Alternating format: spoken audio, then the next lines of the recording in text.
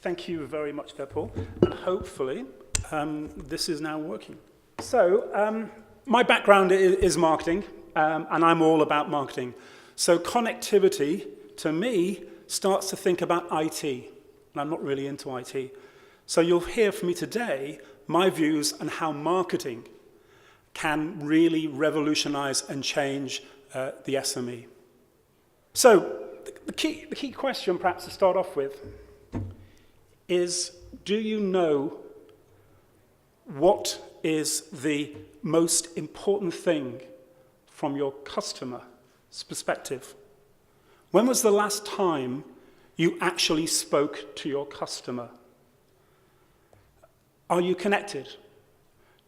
Do you care? Well, you should do. And it's really time to think about your strategy. A few facts to start us off. Technology is a fantastic enabler. Here in one of these surveys here, employee-owned smartphones and tablets that are used in business, around about 150 million of them at the moment. And they're forecast to go in 2 years to 350 million. And these are just employees, people that will come along to work every day holding their tablet. The concept of bring your own device. Technology is going to change so much as how we work and how our customers expect to work. Another interesting fact further down on the slide, the number of devices that are connected into the IP network in 2016 is forecast to be 3 times the world's population. So that's the number of connections and devices that is forecast to be out there. And people are going to be using them. Vodafone did a survey of SMEs in Europe and looked at the way that technology could help those SMEs go forward. 80% of those surveyed were very confident of business growth. 82% could see really direct benefit from a technology input into their business, into their bottom line. And 88% saw improved customer service. And 68% plan to make further investment. So a big, strong commitment from SMEs in that European market to invest. Invest in technology. But the interesting fact that came out of that survey was SMEs are using cloud services now, around about 44%, and they reckon within the next 12 months it's going to jump to 60%. At the moment, there are 54% of SMEs using tablet computers, tablet devices, and that's going to jump to 73% within 12 months. A very, very high take-up rate that the SMEs are forecasting for technology. So some of the lessons there we should be applying to our businesses here in Dubai. But I'm not a technology guy. So next slide, please. The slide's gone a bit funny there, I think, the way it's come out on the projector. But if anybody knows what that is, that image? Yeah, it's the brain. So this is the customer. This is the customer and how the customer is thinking. Not necessarily all the time in those colors, obviously. So my proposal is really to adopt a very radical strategy for your business and to think like your customer. Very, very radical. Never heard of it before. This is the age of the customer.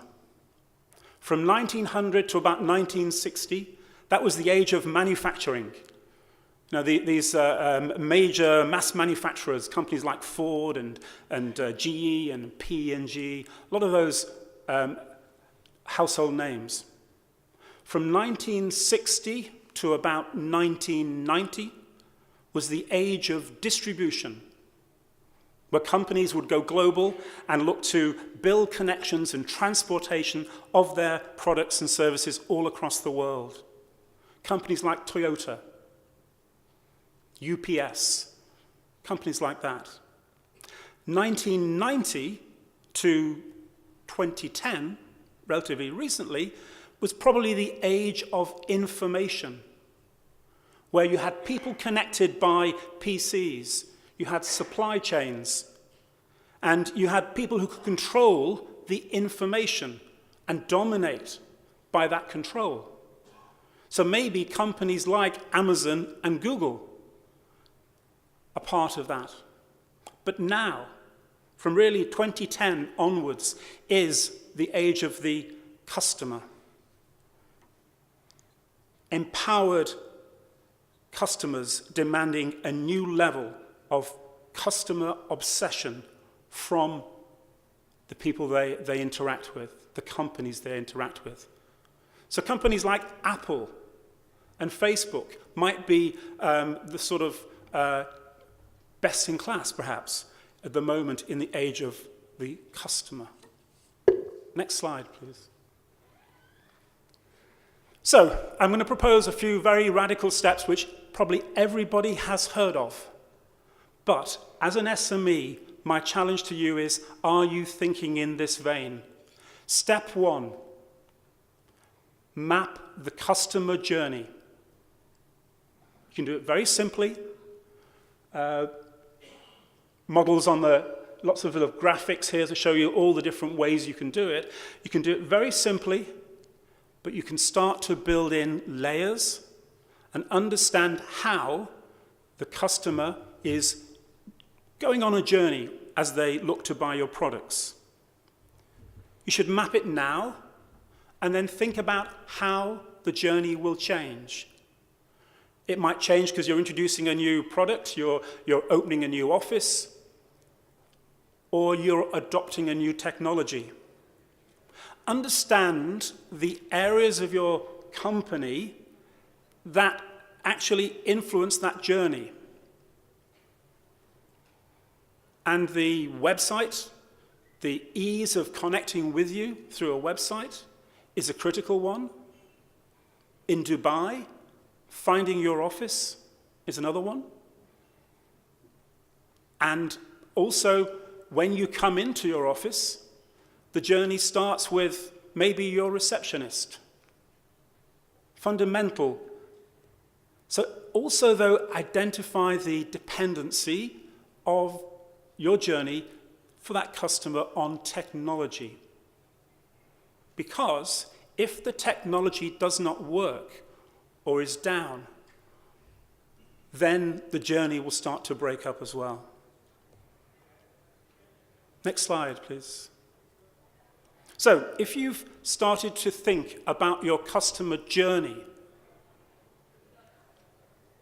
the next step is actually, on top of that journey, to map out those touch points where the customer is really making an impact with different channels, be it email, face-to-face, on the website. And capture the customer's buying behavior. Now, apologies, I can send these slides to people later on, but on the far right-hand side is a Lego customer journey. Who knows what Lego is? Lego, right? Look at how Lego have changed and reinvented themselves. Lego is cool. David Beckham builds with Lego. And if he can do it, others can do it, all right? And the most amazing Lego toy at the moment is Lego architecture, where you're building global iconic buildings. And what did I get for Christmas from my nephew? The Burj Khalifa in Lego. And straight away got it, actually had to unwrap it. A lot of the pieces are very small, and I need glasses, so that's one of the challenges. But it was a fantastic experience. And that is part of that Lego customer mapping there that looks at the touch points and looks at the way that they create that amazing experience and how they've used it to reinvent their company. Next slide, please. So if you then have looked at your customer journey, you've then started to understand your customer touch points. Now is the time to review the connectivity. And in that journey, map out that connectivity and understand which ones are positive or which ones could be negative. How many people have actually tried to speak to an operator at your bank? Now, I bank with an international bank here, and every now and again I want to speak to an operator, but I get lost in the queue. Press 1, press 2, press 3, and I'm in a typical call center queue, and it becomes very frustrating. So that technology, that connectivity is meant to be positive to take you on the right journey, but it can be negative.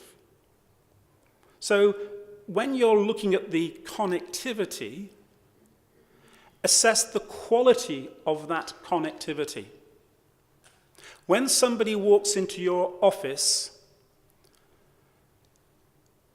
who's the person that stands up and talks to them, to that customer? How do they look? How do they talk? How do they look after that customer? That is a quality engagement. Be careful, though. You need to think about the changes that keep coming through. So if your company does not use tablets, think about how the connectivity in your customer journey with those customer touchpoints will change if you introduce iPad apps or similar technology. Next slide, please. Look at the way that the customer also manages the connectivity. You have not got control of it. The customer will look to manage it. So consider a connectivity audit. Look at the channels that you're using, the way the customer interacts, but also look at the quality and understand how you could really make some significant improvements. I've got some survey data. Again, you can't read it because of the way it's come out the projector, but it's actually from a banking industry, and they were looking at the way that corporate banking has a lot of transactions, and the majority of the interactions are through email. So the graph on the left was all about showing that email was the dominant channel that people were using. The second set of graphs talked about the predictions of where the next trend would be for that banking sector, and it is purely to do with mobile and online banking. You need to also understand the impact of social media for your business. An infographic there, social media, will say that actually we're going from selling to connecting with the audience. We're going from large campaigns to small acts. We're going from the company, the SME, controlling the message to transparency, total transparency. We're going from being hard to reach to available everywhere. Next slide, please. This is my mistake. I've put this as step 4. It shouldn't be. It should be step 1. Sorry. It should be step -1. How many times do you talk to your customer? What are the customer pain points? The things the customer really hates?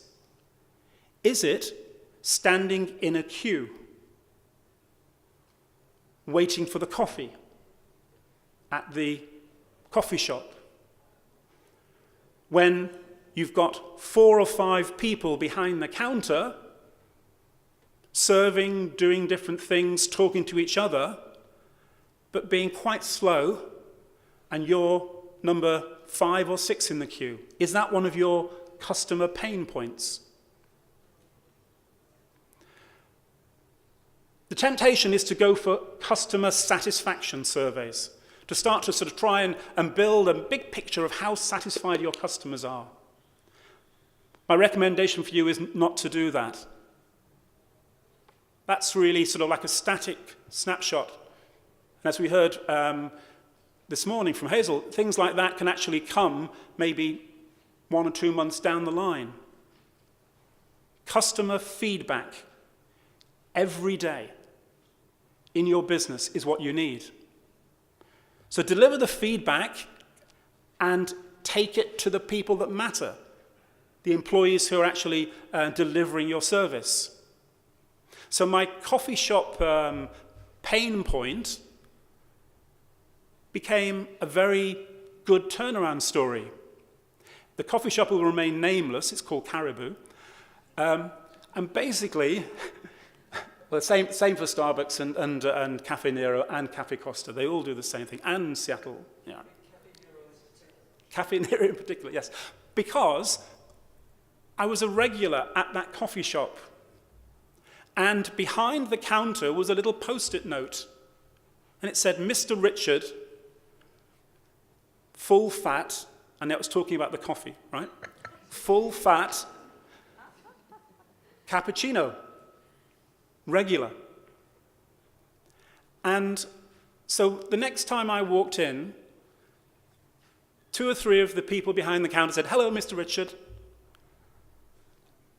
You're regular coffee. And straight away, I was having that, wow, this is a better way of going there, a better way of dealing with that coffee shop. And even if I'm in the queue, at the back of the queue, they'll say, oh, hello, Mr. Richard.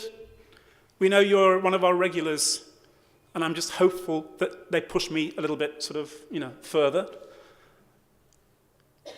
But the feedback was given right to the employees. And it's not technology, it's just pure, simple focus on the customer. Customer feedback is not about measuring. It's about learning. And one of the things that I would strongly recommend is this graphic on the bottom right of the screen, which is a concept of Net Promoter Score. And this is a process that you can follow where you look to understand how many people, customers, would actually be recommending you, promoting you, and being on the far right in the green. What is the best way to market your business? Word of mouth. And through recommendation. So your customers are your best salespeople.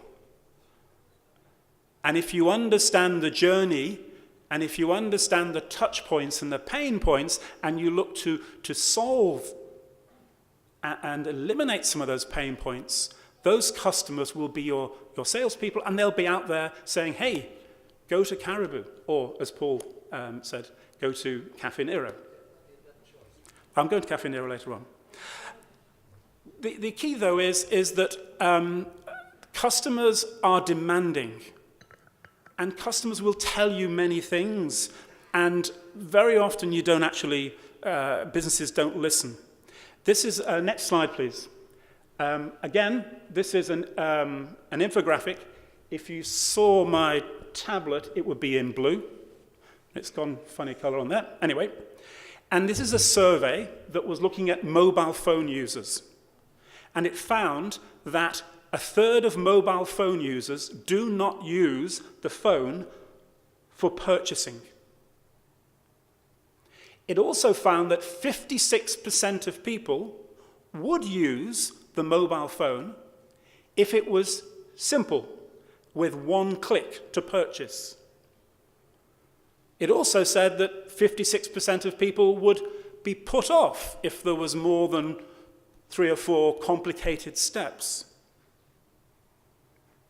This survey is hitting the mobile phone industry and hitting companies that want to use mobile phone as a device for purchase to say, how can I make it one click?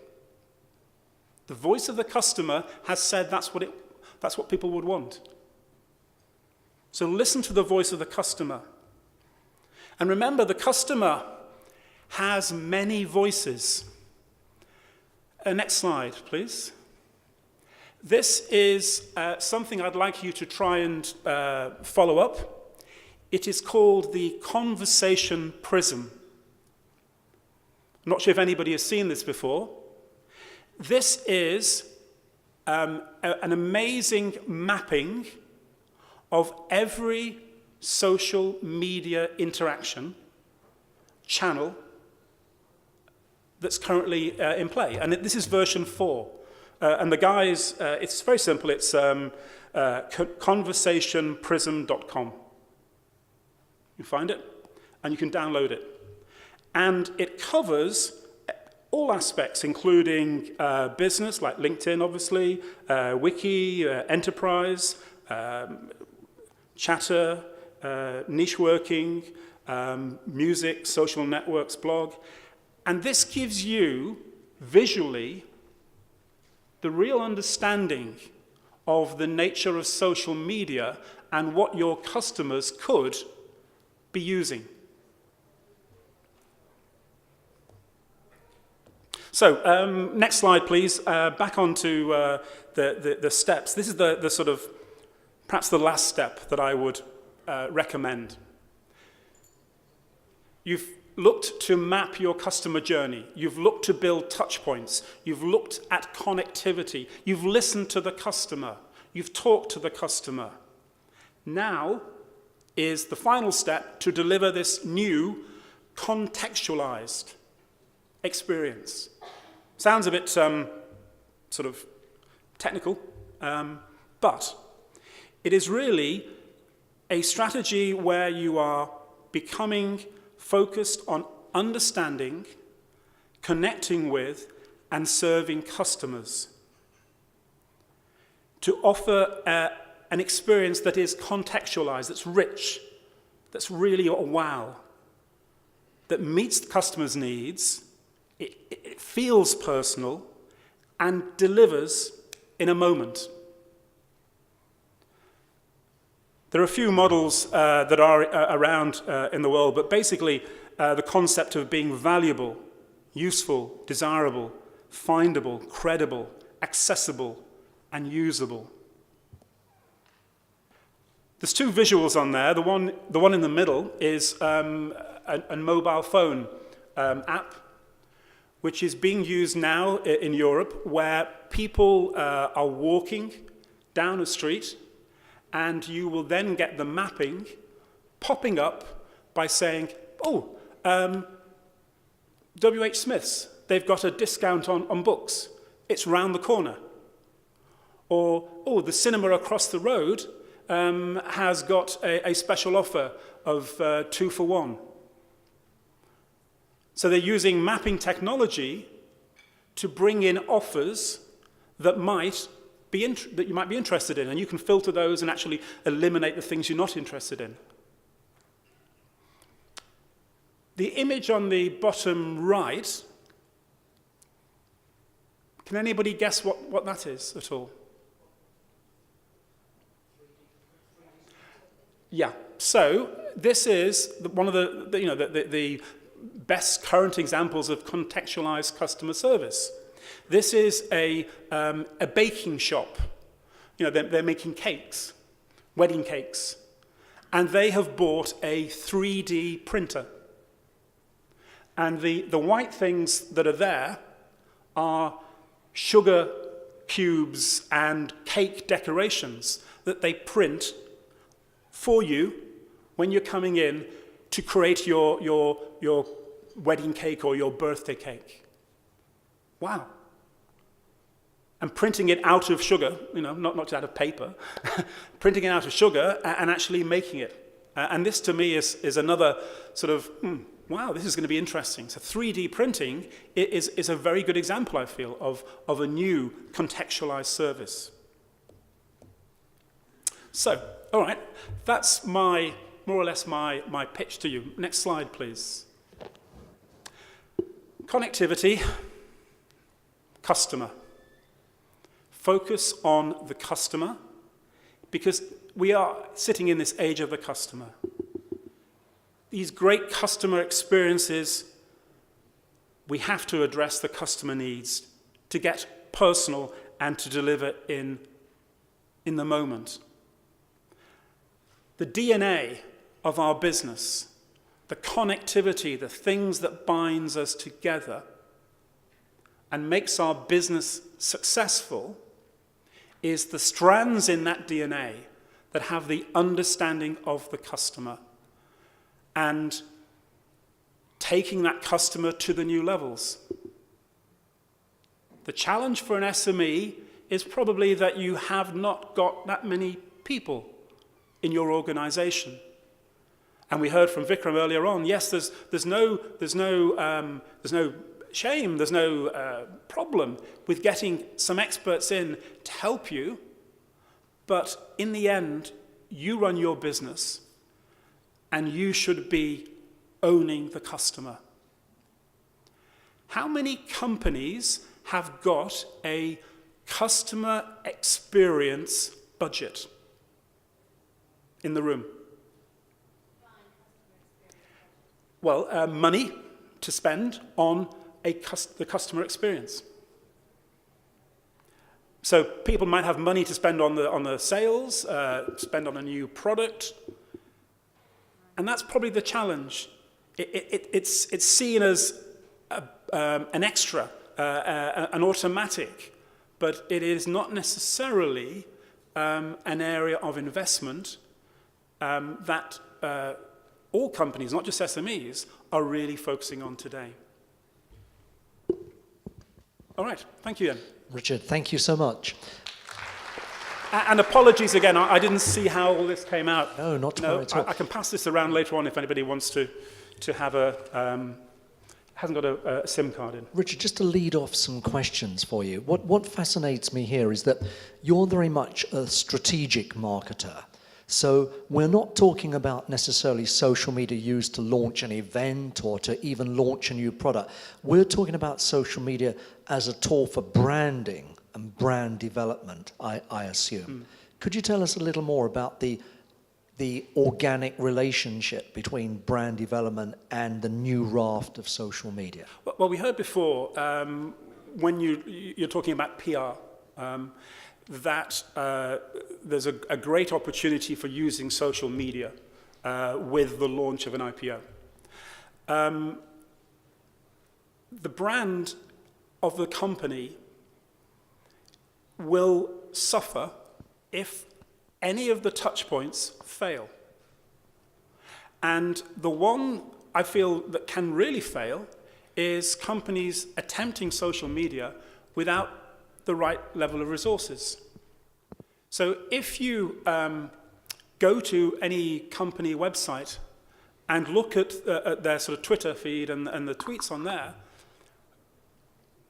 is it boring? Is it up to date? When was the last time something happened? And so the challenge for the brand with social media is that you have to respond immediately. You have to be relevant. You can't ignore it as we saw before, you can't ignore it and try and deal with it when you get back to work on a Sunday morning, right? And very often, people forget that by switching on social media, you don't have to present social media until you're ready, but by switching on and using and bringing social media into your business model, you're going to be found out unless you actually really invest. Your input on the marketing budget for SMEs, so you mentioned example with Liga company, and I believe it's a large enterprise, and they measured themselves in the market before running certain campaign, and they measured themselves after, and they pressured a lot their marketing agency on certain KPIs they expect. So, and of course it's resulted in a big budget for this enterprise. For SME, there is no way we are having similar budget, number one. Number two, usually when I'm dealing, for instance, myself with a marketing agency, I never get a commitment on a certain changes. And what's your input? Well, definitely there are challenges for an SME with capital and the amount that can be allocated for marketing budget. But the great thing about an SME is you're spending your own money. So if you work for a big organisation and they have a big marketing budget, you can happily spend that and it is coming off some company balance sheet. But when you're sitting there with tight margins, you spend wisely. Face to face, talking to a customer, interacting with a customer, building up that recommendation from that customer is a fantastic way to market your company at low cost. One of my friends has just opened, fingers crossed, a yoga studio in Silicon Oasis. And we were talking last month about her marketing strategy, and she wanted to do advertising. And I said, why? What are you hoping to do? I want to put adverts in the newspaper, and then I can get people to come along to my studio and sign up. I want to put it on some of the websites and so on. So she had lots of great ideas. So, okay, tell me your budget. That disappeared. Okay, tell me your target customer. It's the people who go to work in Silicon Oasis, the people who live there, and the people who live in the villas and who live in, next door, really. Nobody else. And so where do those people network? Where do they meet? They go to the supermarket. There's 2 kindergarten classes. There's a lot of Emirates pilots who live in the villas who need yoga after sitting in a plane. So focusing on that target customer then created the way to actually promote or advertise the new studio. So my message probably in all that story is that you don't need a big marketing budget, but you need to be clear as to who is your target customer, how to contact and reach them, and therefore be targeted or directed marketing. Richard, thank you so much for a fantastic and thought-provoking paper. I'm just going to ask you to stay on stage because we're now going to move into our panel session discussion of the day.